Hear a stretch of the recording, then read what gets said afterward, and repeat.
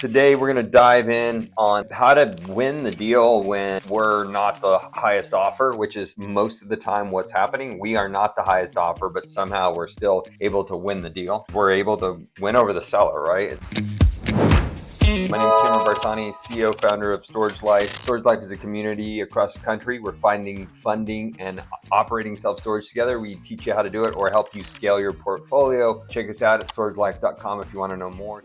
The first point I want to make is let's talk about on market or a deal that, the seller just so stuck on a price. And they're similar in a way because when it's on market, the broker's like, well, they want this, or this is what we're listing for. And so we just closed the deal with a handful of our community members that we had been working on for a year with the seller. He wanted 3.6 and we were like, cool, we respect that, sir, but we're at 2.4. And then we spoke to him for a while and it was very apparent that he wasn't going to come close and we weren't going to break. So that was it. We kept in touch. My head of acquisitions actually kept in touch, checking in. It went on the market. He got beat up on the market. Great market, big facility, I think 57,000 square feet. And then over the course of the time, we kept our rapport up. He came back and all of a sudden he was like, where are you guys at now? It's been over a year. I got beat up on the market. I'm sick and tired of this. He was at 3.6 originally. And we're like, we're still at 2.4. And we knew that was a deal, but that's where we're at. That's where we're comfortable buying it. And so we locked it up for 2.4. He had enough. This happens a lot. Now, do we always take the risk that the seller is just willing to come back to us eventually with our price? Not necessarily. You got to figure that out. But in this case, the seller wasn't willing to budge much. And we're like, man, there's nothing we can do, but good luck. We're going to keep in touch. And he appreciated that. And so what happens is a couple of things. We're not pissing the seller off. We're being very transparent and honest. And we're just like, we can't make the deal work. Great. Good luck. And then while it's on market and he's getting his tail kicked, we're checking in. It doesn't piss him off. He actually appreciates it because he's like, yeah, this isn't working. Hey, thanks. Good to talk to you again. And then a year later, he's like, this guy's a serious buyer. Guess what? It never sold. I'm freaking done. This is an old rancher, right? He's like milking his cows. I'm not even joking. Like when we're calling. That's an example. It happens all the time. Your number is your number. I'm going to give you another example. Just closed a deal with a couple of my community members outside Vail, Colorado. Their appraisal was 3.7. So one of my students sent it to me. We looked at it. We evaluated it. I'm like, man, I don't know.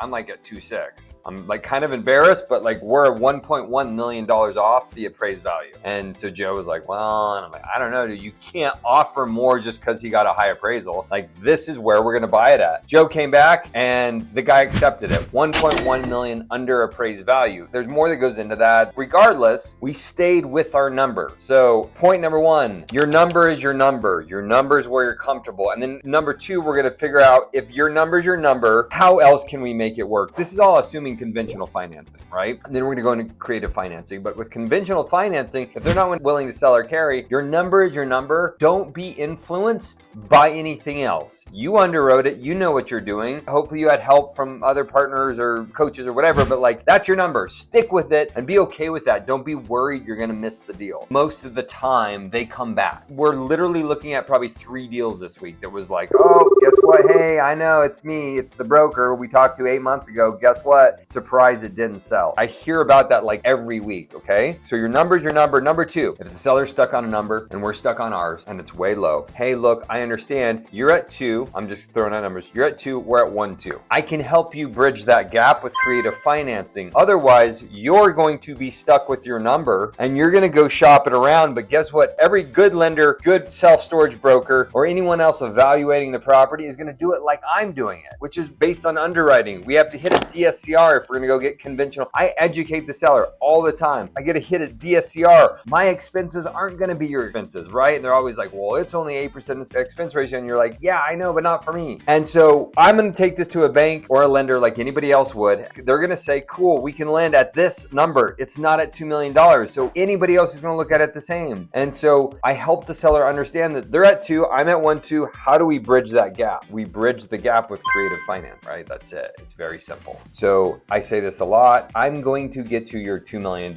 You just have to give me 10-year balloon to get there. Okay, how does that look? And then you break it down for them. That's number 2. And then we're going to go into number 3. Help the seller understand why your number is your number. That's what we're talking about. But we bought a deal in New Mexico a couple years back that the seller kept saying he was getting $2 million offers, unsolicited or mail or calls. And and we're like, this goes back to educating, right? But it's the same principle. It's funny, same Joe, not the student Joe, but happened to be the attorney Joe we were buying it from. Joe, that's cool. We're at 1.4, and I know you're getting $2 million offers. Have they shown up to the property? And he said, no. Okay, cool. How real are these offers? Well, actually, I don't know. But ask every seller, like, I know you're getting calls, so am I. But then I say I accept their offer and they never show up. I say that a lot. Oh yeah, well, I know. So I understand you're getting $2 million offers, but are they showing up $1 million?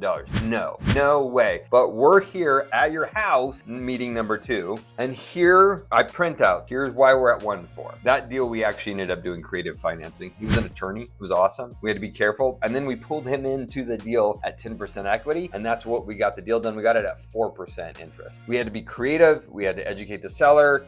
We pulled on the heartstrings of like, he kind of wanted to keep the legacy going of his dad. And we're like, dude, cool. Why don't you be in this deal with us? And we'll just keep rolling. It was great. It was such a cool story. So we were the lowest offer again in a different kind of scenario. And we're like, yeah, but nobody's showing up. We're here. Here's why. So trust me, Joe, I get it. People, they want to grab your attention. They're throwing out offers, but they've never even seen your property. So how in the heck do they know what they're going to pay for it? That doesn't mean we don't make offers without seeing the property, but like make the offer and then come fly. You know, when I go and meet sellers across the country, I'm like, I'm here. And they're like, holy cow. You know, I have another student, Anthony, who showed up, and this guy's like, I get calls every week and you're the first person ever that has shown up. Thank you so much. And now they're going to do a deal together. It's a deal Anthony's been like finessing and working on for like 8 months. And it's going to happen because he actually flew out there. So Mr. Seller, I understand you want this. I understand you're getting other offers. Are those offers real? Point number 3. Are they real? Make sure you ask them for proof of funds. Make sure you really know who your buyer is, because you know who I am. My name is Cameron Barsanti. Here's my portfolio. I'm not a syndicator. We have money in the bank. We have capital ready to deploy. We're serious buyers. We really are ready to buy your deal. Here's our offer. If you want to go validate your other offers and see if they're real and talk to those people, fine, but I'm ready to buy your deal. Here's my price. Here's how we're going to work creatively if they'll do creative financing, and here's how we're going to get the deal done. I'm working another deal right now that this is going to happen because he's not getting what he needs, but the creative financing is going to bridge the gap. So buttoning all this up before I jump off here is, don't be afraid to be low. Don't be afraid if the seller's not willing to bend at all. Be okay with that and stay in touch. It doesn't mean like, oh, fine, I'm here, you're there, good luck, bye, I'm never gonna stay in touch. You guys know it's the follow-up. That's all that matters. The rapport building, that's all that matters. We build relationships with sellers even when we can't agree on terms, because right now, most of the deals are not selling. I don't know what the latest stat is. I think in the last like couple years, it's been like 20 to 25% of all deals that hit the market sell. That's right. So that means 75 to 80% of the deals are not selling. That means what's happening with those deals? If the sellers are beat up, they're sick and tired of it, and most of them are not sticking to their number and waiting. Most of them are having to bend. So be there when they're ready to bend. Be the solution, right? Be the problem solver. Help them solve their problem. So don't be afraid of that. I think that's it, guys. Hope that helps. See you next week. Really appreciate it. Good luck out there. Peace.